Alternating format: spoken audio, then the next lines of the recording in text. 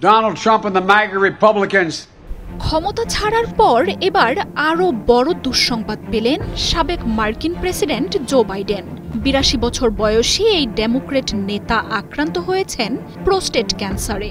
মূত্রাশয়ের এই প্রাণঘাতী রোগ আক্রমণাত্মকভাবে ছড়িয়ে পড়ছে বাইডেনের দেহে। এটি এখন তার হাড়েও ছড়িয়ে পড়েছে। আনুষ্ঠানিকভাবে এই তথ্য নিশ্চিতের পর সাবেক এই প্রেসিডেন্টের দীর্ঘ রাজনৈতিক জীবন উঠে এসেছে আলোচনায়।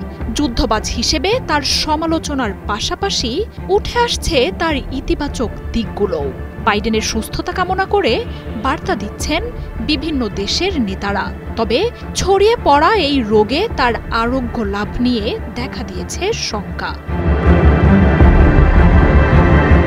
মূত্রাশয়ের বিভিন্ন উপসর্গ নিয়ে চিকিৎসকের শরণাপন্ন হন সাবেক এই প্রেসিডেন্ট। শুক্রবার তার দেহে ক্যান্সারের উপস্থিতির কথা নিশ্চিত করা হয়।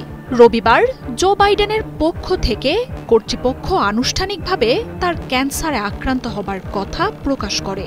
রোগটি মারাত্মক আক্রমণাত্মক পর্যায়ে রয়েছে বলে জানানো হয়।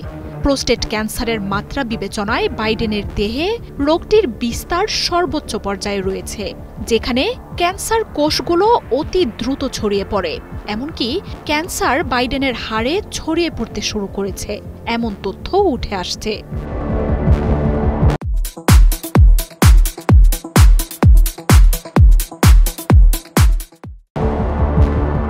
বিবিসি বলছে বাইডেন ও তার পরিবার এখন রোগটির সম্ভাব্য সব চিকিৎসা খতিয়ে দেখছে। হরমোন সেন্সিটিভ হওয়ায় এই রোগটি এখনও নিরাময় সম্ভব বলেও ধারণা করা হচ্ছে।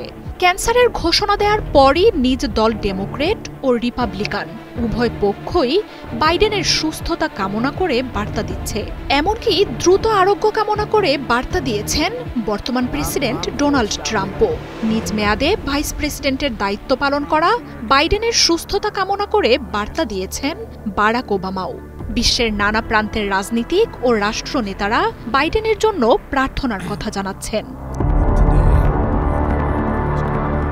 আনুষ্ঠানিকভাবে গেল জানুয়ারিতে যুক্তরাষ্ট্রের প্রেসিডেন্টের পদ থেকে বিদায় নেন জো বাইডেন।